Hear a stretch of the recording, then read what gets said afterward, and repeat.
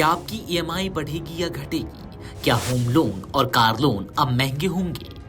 भारतीय reserve bank यानी कि आरबीआई ने बुधवार को अपनी मौद्रिक नीति समीक्षा यानी कि एमपीसी मीटिंग में इन सवालों का जवाब दे दिया है। केंद्रीय बैंक ने रेपो रेट को 5.50% पर स्थिर रखा है, यानी फिलहाल आपके लोन की किस्त पर कोई अतिरिक्त बोझ नहीं डाला जाएगा। आरबीआई गवर्नर संजय मल्होत्रा ने इस फैसले का ऐलान करते हुए साफ कहा कि मौजूदा हालात को देखते हुए पॉलिसी स्टांस न्यूट्रल रहेगा। यह फैसला बाजार की उम्मीदों के अनुरूप ही है। जब भी रेपो रेट में बदलाव होता है, उसका सीधा असर बैंकों की ब्याज दरों पर पड़ता है। रेपो रेट बढ़ने पर होम लोन, कार लोन और पर्सनल लोन की ईएमआई महंगी हो जाती है, वहीं घटने पर ईएमआई सस्ती होती है। लेकिन इस बार आरबीआई ने दरों को जस का तस रखा है। इसका मतलब है कि मौजूदा लोन की ईएमआई में कोई बदलाव नहीं होगा। नए लोन लेने वालों के लिए भी ब्याज दरें फिलहाल स्थिर रहेंगी। कर्जदारों को राहत है कि अभी उन्हें अतिरिक्त बोझ नहीं उठाना पड़ेगा। आरबीआई ने मौद्रिक नीति समिति यानी कि एमपीसी की 6 सदस्यीय पैनल की बैठक में सर्वसम्मति से यह फैसला लिया। प्रमुख पॉलिसी दरें इस प्रकार है।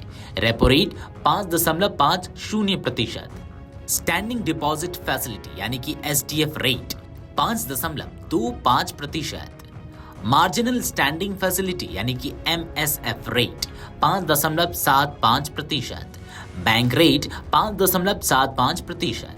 यानी आरबीआई ने ना तो लोन सस्ता किया और ना महंगा। 2025 की पहली छमाही में रिजर्व बैंक ने कुल 100 बेसिस पॉइंट्स की कटौती की थी। इसके बाद अगस्त की बैठक में दरों को स्थिर रखा गया था। इस बार भी आरबीआई ने वही रुख दोहराया है। इससे साफ है कि केंद्रीय बैंक अभी अर्थव्यवस्था और महंगाई के बीच संतुलन साधने की नीति पर चल रहा है। आरबीआई गवर्नर ने साफ किया कि महंगाई का दबाव पहले से कम है और आगे भी इसमें गिरावट दिखेगी। एफवाई 2026 क्वार्टर 2 यानी कि दूसरी तिमाही में महंगाई अनुमान 1.8% रहा, जो कि पहले 2.1% था। एफवाई 2026 क्वार्टर 3 यानी कि तीसरी तिमाही 1.8%, जो कि पहले 3.1% था। एफवाई 2026 क्वार्टर 4 यानी कि चौथी तिमाही में 4%। एफवाई 2027 यानी कि क्वार्टर 1 अगले वित्त वर्ष की पहली तिमाही में 4.5% रहने वाला है। पूरे वित्त वर्ष 2026 के लिए महंगाई का अनुमान 2.6% है, जबकि पहले यह 3.1% माना गया था।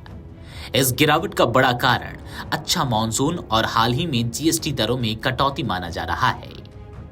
आरबीआई गवर्नर संजय मल्होत्रा ने कहा कि भारतीय अर्थव्यवस्था अच्छा प्रदर्शन कर रही है।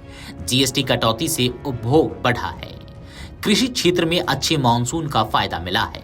सेवाओं और औद्योगिक उत्पादन में सुधार दिख रहा है। इस वजह से केंद्रीय बैंक को उम्मीद है कि आर्थिक विकास की गति आने वाले महीनों में और मजबूत होगी।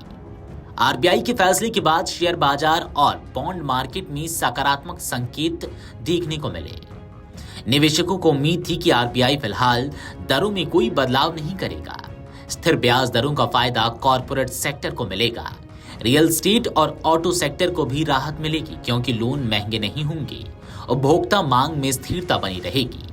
आरबीआई का यह रुख बताता है कि आने वाले महीनों में भी केंद्रीय बैंक महंगाई और विकास के बीच संतुलन बनाए रखेगा। विशेषज्ञों का कहना है कि चौथी तिमाही में महंगाई बढ़ने की आशंका है, लेकिन फिलहाल आरबीआई को कोई तात्कालिक खतरा नहीं दिख रहा। अगर वैश्विक स्तर पर तेल की कीमतों में बढ़ोतरी नहीं होती और घरेलू उत्पादन बेहतर रहता है, तो रेपो रेट लंबे समय तक इसी स्तर पर रह सकता है। Video desk amarujala.com। अगर आप ये वीडियो YouTube पर देख रहे हैं तो हमारे चैनल को सब्सक्राइब कर बेल आइकन दबाएं और Facebook पर देख रहे हैं तो हमारे पेज को लाइक करें।